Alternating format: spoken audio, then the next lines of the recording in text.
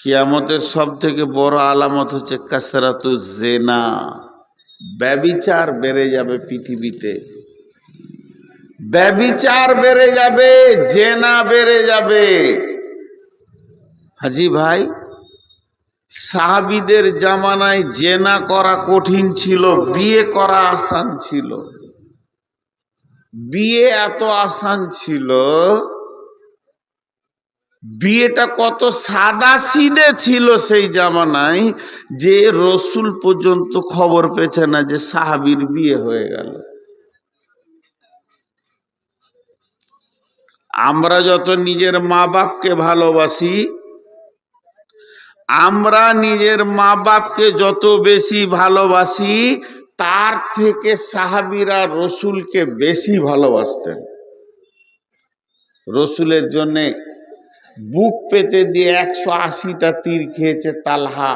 এখন বাপ মাকে যদি কেউ গুলি করে তো ছেলে বুক পাতবে না, তোর মত আছে, তুই মরে যা। কত ভালোবাসতো। সেই রকম সাহাবীর বিয়ে হচ্ছে, রসুল বলছে তোমার গায়ে সেন্ট কেনে জি, গায়ে হলুদ কেনে জি? বলে রাতে বিয়ে হয়ে গেছে। আর আমাদের বিয়ের খবর খালি কার্ড লেখি গেছে, বিহাইকে, বিহাইয়ের জামাইকে, তার বিহাইকে, তার জামাইকে চুলে চুলে গিট দিতে দিতে কলকাতা পৌঁছিয়ে দিল। বিয়ে খুব নোংরা জিনিস। বিয়ের ব্যাখ্যা জীবনে একবার করেছি, আর করব না। আবার নসিব খারাপ, ওই জালসাতি আমার বিবি ছিল, দুই শুনেছে, বলছে তোমাদের লজ্জাও নেই? বিয়ে কাকে বলে? বিয়ে দুটা পেচ্ছাবের রাস্তার মিলন ঘটবে, তার জন্য এত ভোজ? দুনিয়াকে কাট করে জানাতে হবে যে একটা আমার বেটা আর একটা বেটি নিয়ে সে ইঞ্জিন চালাবে, তাই ভোজ খেয়ে যা। সাহাবীরা বিয়েকে আসান করে দিয়েছে, গোপন হয়ে গেছে। কিন্তু জেনা করা কঠিন ছিল সেই জামানায়। জেনা করলে একদম রজম, পাথর ছুঁড়ে মেরে দাও। 23 বছরে মাত্র 3টে জেনার ব্যভিচারের আসামি ধরা পড়েছে। রসুল 23 বছর দেশ চালিয়েছে, 3টে আসামি ধরা পড়েছে। তার মানে কত কঠিন ছিল জেনা করা। তারপরও তাদেরকে রজম করা হয়েছে, মাফ করে দেয়া হয়নি। এখন পাল্টিয়ে গেছে, এখন বিয়ে করা কঠিন। বিয়ে করা মানে গলায় দড়ি নেওয়া, আর ব্যভিচার করা আসান। যত পারবি চালিয়ে যা, তোর ইঞ্জিন যদি মজবুত থাকে তোকে আর ভাবতে হবে না। পুলিশেও ধরবে না, কেউ ধরবে না। গার্লফ্রেন্ড মাফ, খালি বলে দিবি এটা আমার গার্লফ্রেন্ড আর বয়ফ্রেন্ড। জি, আজকেই তো রাতে ভাইয়া, আল্লাহ ভালো করুন, খুব সম্মান দিয়ে আমাকে নিয়ে এসছেন। নিজের গাড়ি আনতে পারিনি, আবার বাংলাদেশ ঢুকবো কাল পরশুর মধ্যে আসাম হয়ে। তো আতিকুর রহমান ভাইকে বললাম গাড়ি পাঠান, তো গাড়ি পাঠিয়েছে। আল্লাহ ওনার ভালো করুন, এই কমিটির ভালো করুন। তো রাস্তায় আস্তে আস্তে যখন বুধিয়া পার হচ্ছি, রাতের আঁধারে একটা মেয়ের গাল 2টা ছেলেদের টিপছে। জেনা কত ব্যভিচার আসান হয়ে গেছে। আল্লাহ নবী বলছেন কাসরাতু জেনা, জেনা বেড়ে যাবে, ব্যভিচার বেড়ে যাবে। আর জেনা ব্যভিচার আম হয়ে যাবে। মহিলারা একদম শালপাতার মতো ব্যবহার হবে, এদেরকে কেউ আর সম্মান দেবে না। এই সময় যে কিয়ামত আসবে, তো এই সাহাবীদেরকে বললেন শোনো শোনো, তোমরা 10টা জিনিস যখন এই পৃথিবীর মাটিতে দেখতে পাবে, তখন তোমরা জেনে নাও যে কিয়ামতটা রানিং হয়ে গেছে। আর কিয়ামত আসবে, কিয়ামত হবে, এই ভাষাটা তোমরা বলিও না। এখন বলো যে রানিং হয়ে গেছে। আজকে হচ্ছে 13 তারিখ, আজ 13 তারিখ, গতকালকে ছিল 12 তারিখ, আগামী কাল হবে 14 তারিখ। 12 তারিখে প্যান্ডেলগুলোকে টাঙ্গা হচ্ছে, মাইক টাঙ্গা হচ্ছে, আর স্টেজকে বানানো হচ্ছে। যদি কোনো মানুষ এদিকে পেরিয়ে যেত, ভাই কি হবে না জালসা হবে। আজকে রানিং, যদি কেউ পেরিয়ে যায় তো জালসা হচ্ছে। আর আগামীকাল যদি কেউ আসে, এগুলো খোলামেলা দেখতে পাবে, বলবে জালসা হয়ে গেছে। তো এই যে রানিং জালসা হচ্ছে, বক্তা বকছে, মাইক বাজছে, লোক বসে আছে, তো কিয়ামতের 10খানা কথা নবীজি বললেন। প্রথম নম্বরে বলছেন আদ-দাজ্জাল। এই দাজ্জাল মাসিহ ইবনে দাজ্জাল পৃথিবীতে আসবে, তার একটা চোখ কানা হবে। আর ওই চোখটা কেমন কানা হবে? ওটা পচে গিয়ে কানা হয়ে আঙ্গুর ফলের মতো এখানে ঝুলবে। ওই কানা দাজ্জাল সে নিজেকে আল্লাহ বলে দাবি করবে, সারা পৃথিবী ভ্রমণ করবে, সে মানুষকে মারবে, জীবিত করবে, আর সে জান্নাত জাহান্নামের হুমকি দেখাবে। তার জান্নাতটা জাহান্নাম, জান্নাতটা জাহান্নাম, জাহান্নামটা জান্নাত। ইমানদাররা তাকে মানতে পারবে না, কিন্তু ইমানদারদের একবার মারবে, জীবিত করবে, আল্লাহ দাবি করবে, দ্বিতীয়বার মারতে যাবে আর পারবে না। এই দাজ্জাল সারা পৃথিবী ভ্রমণ করবে। এই দাজ্জাল সারা পৃথিবীর মানুষকে বিভ্রান্ত করবে। দাজ্জালের ফিতনা হলো এত ভয়ানক ফিতনা, এই ফিতনা থেকে মানুষের বাঁচা বড় কঠিন হয়ে যাবে। এর জন্য আল্লাহ রসুল প্রত্যেকটি নামাজে দাজ্জাল থেকে, ফিতনা থেকে বাঁচার জন্য দুআ ফিটিং করে দিয়েছে। আল্লাহুম্মা ইন্নী আউযু বিকা মিন ফিতনাতিল মাসিহিদ দাজ্জাল। হে আমার রব, আমাদেরকে মাসিহ ইবনে দাজ্জাল থেকে বাঁচাও। তার ফিতনা এত বড় ফিতনা হবে, এই ফিতনা থেকে বাঁচা বহুত কঠিন হবে। একজন সাহাবীর নাম হচ্ছে হযরতে জারির রাদিয়াল্লাহু তাআলা আনহু। এই জারির রাদিয়াল্লাহু তাআলা আনহু সে মুসলমান ছিল না, ইমানদার ছিল না, কালেমা পড়েনি। তার আগে সে ইহুদি ছিল। যেদিন সে ইহুদি ছিল, ইহুদি থাকা অবস্থায় সে নৌকায় একদিন সফর করছে। ওই নৌকায় একদিন দুদিন চলতে চলতে এমন সমুদ্রে ঝড় উঠে গেল, এই ঝড়ের কারণে তাদের নৌকা বিভ্রান্ত হয়ে রাস্তা ভুলে গেল। নৌকা গিয়ে একটা পাহাড়ের ধারে ঠেকলো। হযরতে জারির বলছেন, যখন নৌকাটা পাহাড়ের ধারে গিয়ে অবস্থান করলো, আমরা সেখানে লঙ্গর করলাম, নৌকাটাকে বেঁধে দিলাম, বেঁধে দিয়ে একটু চলাফেরা বিচরণ করছি। তারপর আবার আমাদেরকে নৌকা চালাতে হবে, গন্তব্যে যেতে হবে। কিন্তু এরই মাঝে আমরা দু একজন এই পাহাড়ে উঠতে শুরু করলাম। পাহাড়ে যেতে যেতে যেতে যেতে একটা মানুষকে দেখতে পেলাম। সেই মানুষটা কেমন? তার মাথা থেকে পা পর্যন্ত লোমে ঢাকা রয়েছে, বড় বড় লোম। তার গোটা শরীরে কিছুই দেখা যাচ্ছে না, এত লোম দিয়ে তাকে ঢাকা রয়েছে। সেই লোকটা বলল, তোমরা কে? বলে, আমরা পানিপথে এসেছি, আমরা রাস্তা ভুলে গেছি। বলে, শোনো, তোমরা যদি আর একটু পাহাড়ের দিকে আগিয়ে যাও, তাহলে দেখবে পাহাড়ের গুহাতে একজন বাঁধা আছে, ওরই নাম হচ্ছে দাজ্জাল। সেই দাজ্জালকে পাহাড়ের গুহাতে আমার আল্লাহ বেঁধে রেখেছেন। এই দাজ্জালকে হযরতে জারির বলছে, আমরা গিয়ে দেখা করলাম, তার সঙ্গে কথা বললাম। সে জিজ্ঞেস করলো, আখিরি পয়গম্বর এসেছে কি? বলে, হ্যাঁ এসেছে। ফোরাত নদীর পানি শুকাচ্ছে কি? বলে, হ্যাঁ কমে দিকে আসছে। বলে, সেখানে স্বর্ণের পাহাড় বের হবে, মানুষ বিভ্রান্ত হবে, আর আমার বের হওয়ার টাইম হয়ে যাবে। এরই নাম দাজ্জাল। এর জন্য হযরতে রবি মুহাম্মদ রাসূলুল্লাহ সাল্লাল্লাহু আলাইহি সাল্লাম বলছেন, রে হুযায়ফা, দাজ্জালকে তোমরা দেখতে পাবি।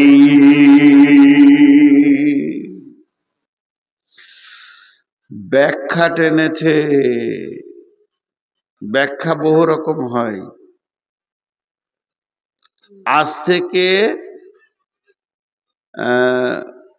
ওয়ালামু মা আরহাম, এই কোরআন একটা আয়াত আছে যে তোমরা 5টা জিনিস বলতে পারবে না, কখন বৃষ্টি হবে, কখন মওত হবে। এই যেরকম যে 5টা জিনিস আছে, তার মধ্যে একটা হচ্ছে পেটের ভিতরে কি আছে তোমরা বলতে পারবে না। মায়ের পেটে কি আছে তোমরা বলতে পারবে না। এটা আজ থেকে 50, 60, 70 বছর আগে তফসির করতেন আলেম ওলামারা। কে বলতে পারবে বেটা ছেলে আছে না বেটি ছেলে আছে?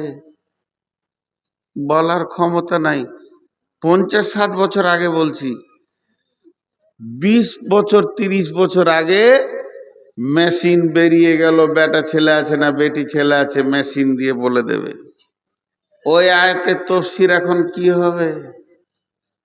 যে তোমরা তো বলেছ ছেলেটা জন্ম নিয়ে পুতুল হয়েও বেটা বেটি হয়েছে, তারপরে বলেছ কিন্তু দুইটা রক্ত পুরুষ আর নারীর বীর্য এক জায়গায় গেলে ওটা বেটা ছেলে হবে না বিটে ছেলে হবে তুমি বলতে পারবে না।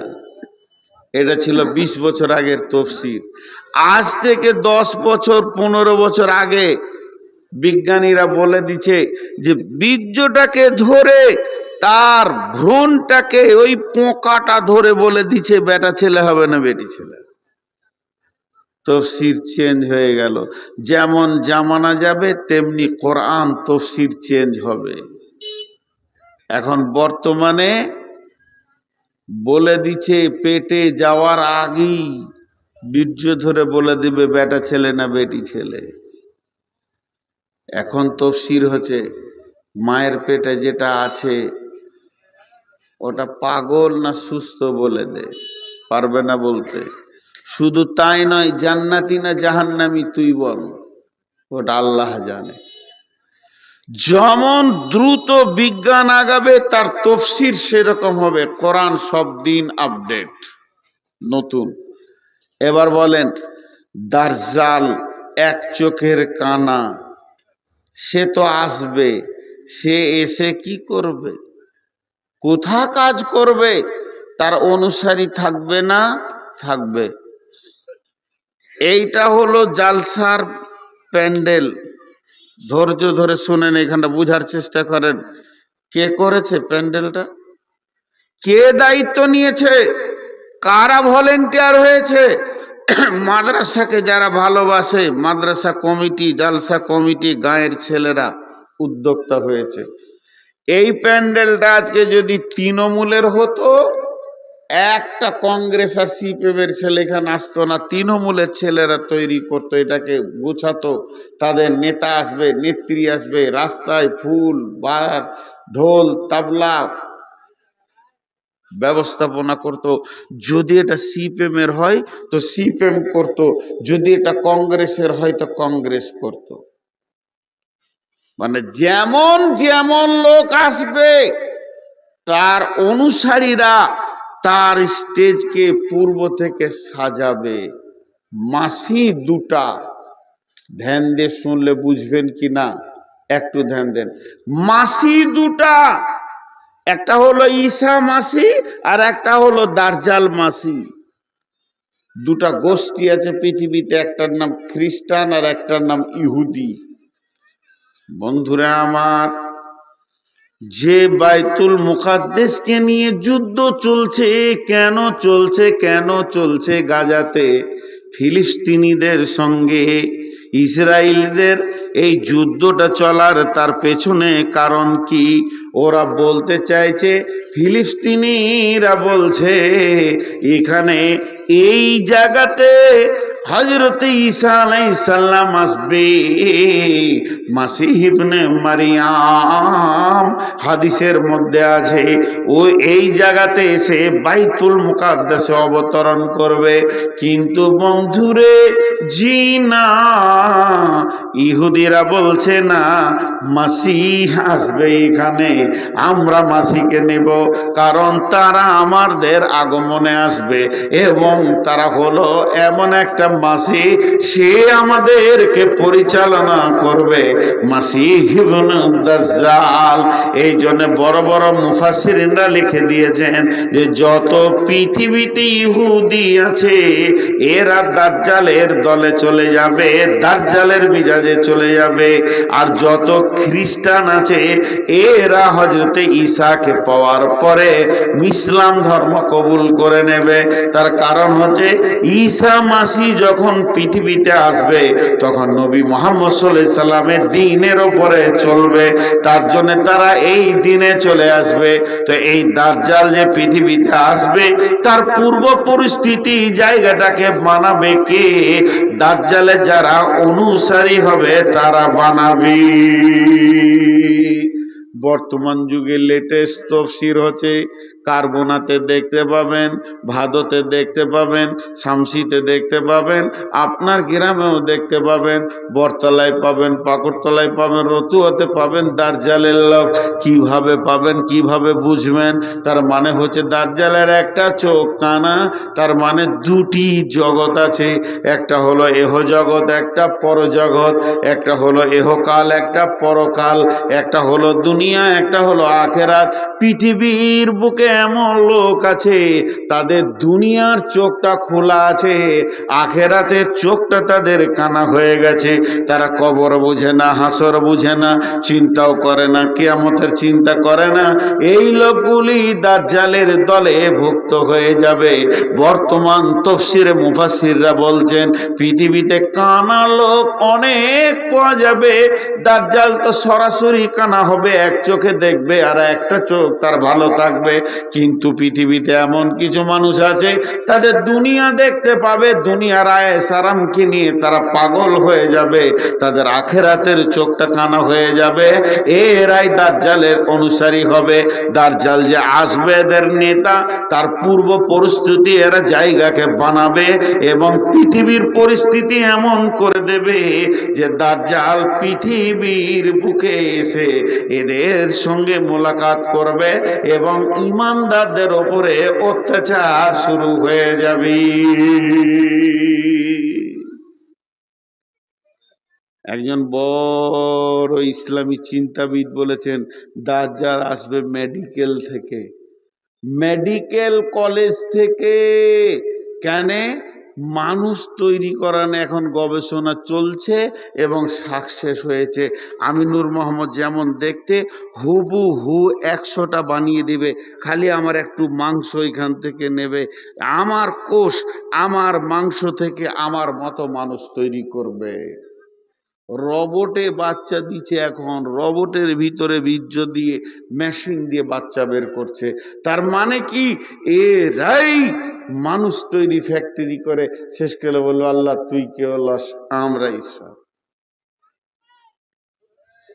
এ হচ্ছে দাজ্জালের কারণ।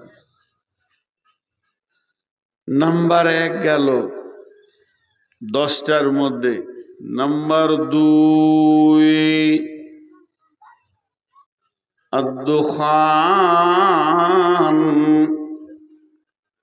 দুখান মানে হচ্ছে ধোঁয়া, দুখান মানে হচ্ছে ধোঁয়া।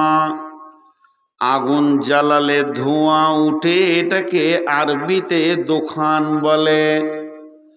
বিশ্বনবী বলছেন এই দুখান পৃথিবীতে দেখা যাবে, এমন একটা ধোঁয়া আসবে, আসমান থেকে ধোঁয়াটা পৃথিবীতে যখন পৌঁছে যাবে, যেমন কুয়াশা হলে একটা মানুষ আর একটা মানুষকে 20 হাত দূরে দেখতে পায় না, তো এই ধোঁয়াটা এত ঘন হবে, এত ধোঁয়াটা বিরক্তিকর হবে। এই ধোঁয়াটা যখন পৃথিবীতে থাকবে, মানুষ নিজের কাছের মানুষকে চিনতে পারবে না। 1 হাত 2 হাত দূরে মানুষকে দেখতে চিনতে অসুবিধা হবে। এই ধোঁয়াটা আসমান থেকে জমিনে এসে কতদিন থাকবে? 40 দিন পর্যন্ত ধোঁয়াটা পৃথিবীর বুকে থাকবে। সারা পৃথিবী একদম আঁধার অচল হয়ে যাবে, মানুষ মানুষকে দেখতে পাবে না, চলাফেরা উঠা বসা অসুবিধা হয়ে যাবে। বিশ্বনবী বলছেন আদ-দাজ্জাল ওয়াদ-দুখান, এই দুখান নামে ধোঁয়াটা পৃথিবীতে আসবে। ধোঁয়া তো আসবে, বড় ঝড় প্রথমে আসে না, আগে হালকা হাওয়া বয় তারপরে ঝড় আসে। এখন ধোঁয়াটা পৌঁছে গেছে। এটা কি ধোঁয়া গো? এখন ধোঁয়া পৌঁছেছে দুইটা ধোঁয়া। বড় বড় মুফাসসিররা বলছে একটা হলো রাজনীতি আর একটা হলো টাকা পয়সা, মাল। মাল মানুষের চোখকে কানা করে দিয়েছে, মালের কারণে নিজের ভাইকে পিটে লাশ বানিয়ে দিচ্ছে মানুষ।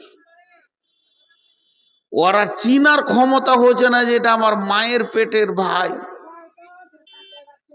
কয়েক হাজার টাকার জন্য বিবিকে টিপে গলা টিপে মেরে দিচ্ছে মানুষ।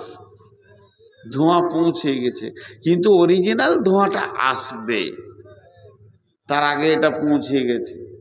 আব্দুখান 3 নম্বরে নবীজি বলছেন ও দুব্বাতুল আরদি, জমিনের উপরে একটা প্রাণী হাঁটবে। বন্ধুরে প্রাণীটা কেমন হবে? তার বডিটা হবে উটের মতো, সামনে পা দুটি বাঁদরের মতো, পেছনকার পা দুটি উটের মতো, মুখটা হবে মানুষের মতো। এইটাকে দুব্বাতুল আরজ বলা হয়েছে। পৃথিবীর মাটির একটা এটা প্রাণী। এর গতি কত হবে? মুহূর্তের ভিতরে পৃথিবীটা তিলে তিলে ঘুরে চলে আসবে, এত জোর সে গতিশীল হবে, সারা দুনিয়াকে ঘুরে চলে আসবে। এর ডান হাতে থাকবে মূসার লাঠি, বাম হাতে থাকবে সুলাইমানের আংটি, কিংবা ডান হাতে থাকবে সুলাইমানের আংটি, বাম হাতে থাকবে মূসার লাঠি। তাফসীরে মাজাহিরের মধ্যে লিখছে এই লোকটি, এই প্রাণীটি এত গতিশীল হবে, এখনই দেখবে ভারতে, তখনই দেখবে আমেরিকায়, সেকেন্ডে জিনের মতো সারা দুনিয়া ঘুরবে। দুব্বাতুল আরজ বলে একটা প্রাণী পৃথিবীতে আসবে। 4 নম্বরে আল্লাহর নবী বলছেন ওয়ায়াজুজ ওয়া মাজুজ, ইয়াজুজ মাজুজের দল পৃথিবীর বুকে আসবে। ইয়াজুজ মাজুজেরা কোথায় আছে? সারা পৃথিবীর পূর্বে উত্তর কোণে, জাপান বর্ডার পার হয়ে তাদেরকে পাওয়া যাবে। বিশ্বনবী ইয়াজুজ মাজুজের কথা বলেছেন, এবং বাদশা জুলকারনাইন যখন সূর্য যেখানে ডুবে সেখানে পৌঁছেছে, সেখানে তারা বলেছে, বাদশা জুলকারনাইন গিয়ে দেখছে একটা গোষ্ঠী রয়েছে, তারা কাদাতে মাটিতে লটাপটি খেছে। আল্লাহ বললেন এ জুলকারনাইন, তুমি যদি চাও এদেরকে মেরে দাও, কিংবা এদেরকে মাফ করে দাও। বাদশা জুলকারনাইন সারা পৃথিবী সফর করেছিলেন। ওই বাদশা জুলকারনাইন আবার পূর্ব দিকে যেখানে চলে গেলেন উদীয়মান সূর্যের জায়গাতে, ওখানে পৌঁছে গিয়ে দেখছে ওই রকম গোষ্ঠী রয়েছে। সেই লোকগুলি এসে বলল, বাদশা জুলকারনাইন, এই পাহাড়ের ওই পাশে একটা গোষ্ঠী রয়েছে, তাদের নাম হলো ইয়াজুজ মাজুজ। ও বাদশা জুলকারনাইন, আপনি হলেন সারা পৃথিবীর বাদশা, আমরা সব সময় ওদেরকে ভয় করি যে ওরা পাঁচিল টপকে এসে আমাদের বড় ক্ষতি করে দেবে, মেরে দেবে, বিপদ করে দেবে। বাদশা জুলকারনাইন রে, এই দুটি পাহাড়ের মধ্যখানে তুমি একটা প্রাচীর দিয়ে দাও, একটা বাঁধ দিয়ে দাও, ওই বাঁধে যেন আমরা ওদের আযাব থেকে, ওদের আক্রমণ থেকে বেঁচে যাই। তো বাদশা জুলকারনাইন বললে, তোমরা লোহা নিয়ে এসো, আমি লোহা দিয়ে এটাকে বেঁধে দিব। সেটা লোহার প্রাচীর করে বাঁধা আছে। ইয়াজুজ মাজুজের দল ওই দিকে আছে। এটা তো চলে গেল জুলকারনাইনের জীবনী। তারপরে বিশ্ব নবী ইয়াজুজ মাজুজের খবর দিয়েছেন। বিশ্ব নবী চলে যাওয়ার পর, আবু বকর যাওয়ার পর, হযরত উমর একটা পর্যটকের দল পাঠিয়েছিলেন, তোমরা যাও ইয়াজুজ মাজুজের খবরটা নিয়ে এসো। তারা সেই দেশ পর্যন্ত গেছিলেন। যাওয়ার পর সাহাবীরা সেখানে সমস্ত দৃশ্য দেখে এসে বললেন হযরত উমরকে, আমরা দেখে এলাম পাহাড়ের ওই পারে কলহ বিবাদ রয়েছে, তারা চিল্লাচিল্লি করছে, সেখানে লোহার অনেক সরঞ্জাম পড়ে রয়েছে, তবে তারা টপকে আসতে পারছে না। ইয়াজুজ মাজুজ অবশ্যই রয়েছে।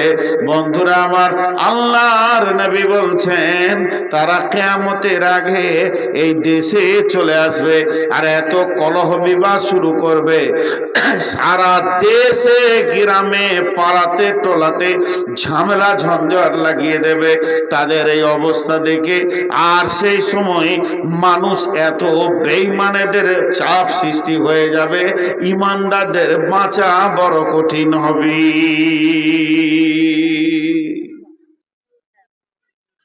ইয়াজুজ মাজুজের দল এত অত্যাচার করবে। ইয়াজুজ মাজুজের দলের গ্রুপ এখনো আছে, খালি ধীর মিজাজে একটু দেখেন, প্রত্যেকটা গ্রামে কিছু লোক আছে, তারা খালি ঝগড়া লাগিয়ে রাখতে ভালোবাসে। এরা ইয়াজুজ মাজুজের দলে ঢুকবে। তফসির কিন্তু প্রতিটি জামানার সঙ্গে মিলে যাবে। একটু সবর খালি আপনাদের কাছে চাইছি, বিরক্ত হবেন না। তো ওই ইয়াজুজ মাজুজের দল এসে কলহ বিবাদ করবে, তখন এরা এদের দলে ভর্তি হবে। এমন সময় নুজুল ঈসা ইবনে মারিয়ামা 4 নম্বর আলামত হচ্ছে ঈসার ছেলে মারিয়াম আসবে, দুটি ফেরেশতার ঘাড়ে এরকম হাত দিয়ে পশ্চিম দক্ষিণ কোণ থেকে, চতুর্থ আসমান থেকে প্যারাশুটের লোক যেমন জাহাজ থেকে নামে ওরকম তত্তর তত্তর করে নেমে ওই বাইতুল মুকাদ্দিস, যে দেশটাকে নিয়ে ঝামেলা চলছে ফিলিস্তিনে, ওখানে উনি অবস্থান করবেন। ইমাম মেহেদি মেহনত চালাবে কিন্তু পারবে না কোলাতে। ঈসা আলাইহিস সালাম আসবেন, ইমাম মেহেদির সঙ্গে জয়েন্ট হবেন, আর ইমানদাররা একটু নিঃশ্বাস ছাড়বে, যাক এতক্ষণ একটা মজবুত লোক পেয়েছি। ইয়াজুজ মাজুজের দল মানুষকে জ্বালিয়ে শেষ করে দেবে। তখন ঈসা আলাইহিস সালাম হাত তুলবেন, এই আল্লাহ রব্বুল আলামিন, তুমি আখিরি নবীর উম্মতদেরকে বাঁচাও বেঈমানদের হাত থেকে।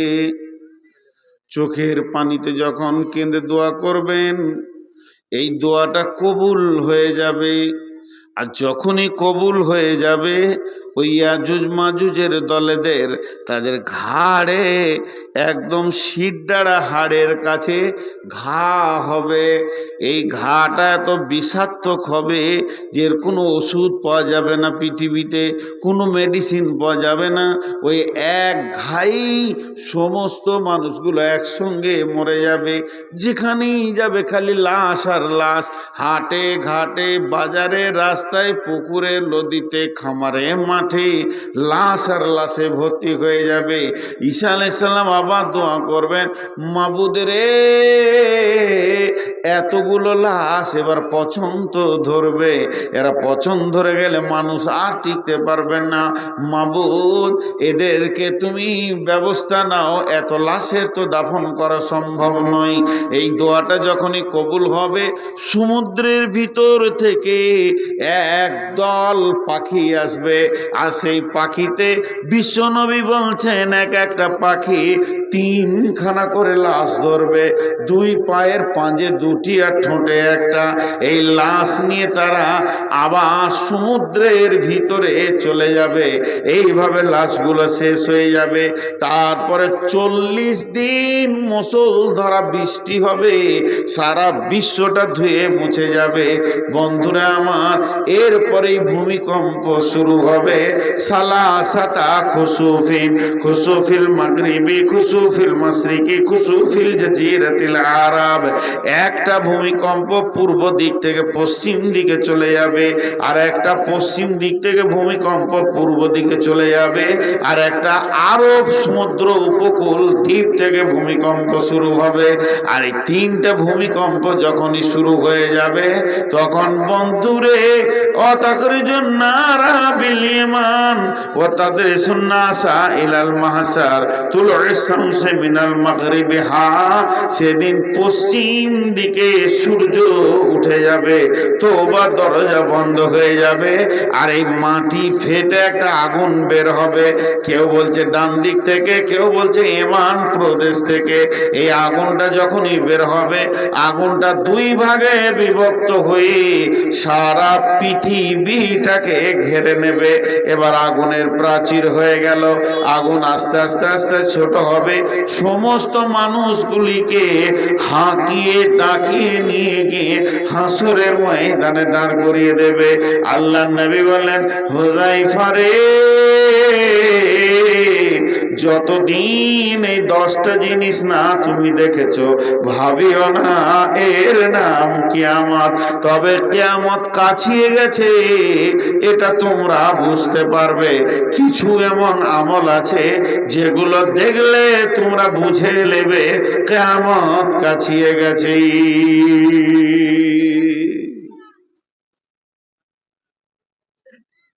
ভাইরা আমার, আজকে খুব ভাইটাল কথাগুলো ধরেছি। আর যে কটা বসে আছে এখন এরা জালসা শোনার জন্য এসেছে, বাকি তো চলে গেল। যাক, আলহামদুলিল্লাহ, তারা যতটা শুনেছে আল্লাহ তাদেরকে ততটা শুনিয়েছেন। কি পেলেন এতক্ষণ বক্তব্য? আমি কি দিলাম? কি পেলেন আর আমি কি দিলাম? এটা নিয়ে চিন্তা। আমি এতক্ষণ দ্বিতীয় পার্ট দিলাম। প্রথম পার্টটা আমার কি ছিল?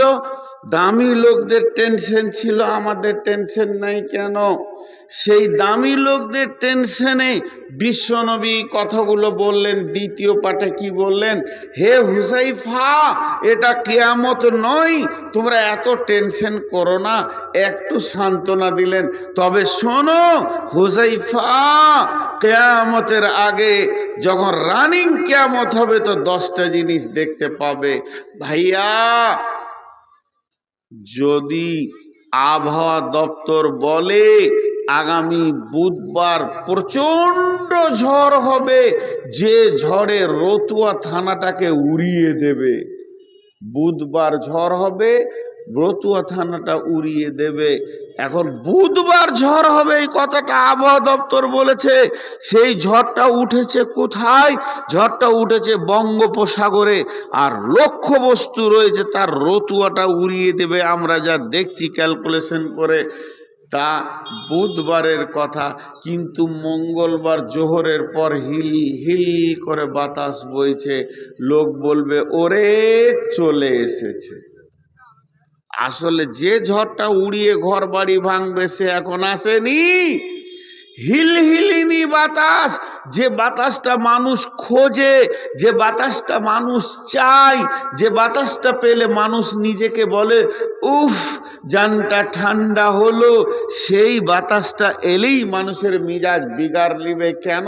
আবহাওয়া দপ্তর বলেছে বড়টা আসছে। এখনই হিলহিলিনিতে তো তুমি হাসিও না, আনন্দ করিও না, আর হাওয়া গায়ে লিও না। তোমার বড়টা পেছনে আছে, তোমার বাড়ির বুনিয়াদকে তুলে 300 ফুট দূরে ফেলবে, এই খবর আছে। তেমনি কিয়ামত বড় আছে, এখন হিলহিলিনি বাতাস শুরু হয়ে গেছে আমাদের ভিতরে। আমাদের ভিতরে হিলহিলিনি বাতাস শুরু হয়ে গেছে। হাসার বিষয় নাই। সেটা কি? ওয়ান আবি হুরায়রা রাদিয়াল্লাহু তাআলা আনহু قال قال رسول الله صلى الله عليه وسلم إذا اتخذ الفي دبالا والأمانة مغنما والزكاة مغرما تعلم لغير الدين آتى الرسول امرته أكا أمه أدنى صديقه أكسى أباه جاهرت الأصوات في المساجد ساد القبيلة فاسقهم زعيم القوم أرذلهم وأكرم الرجل مخافة سره وجاهرت الكائنة والمعازف وسربت الخمور لباس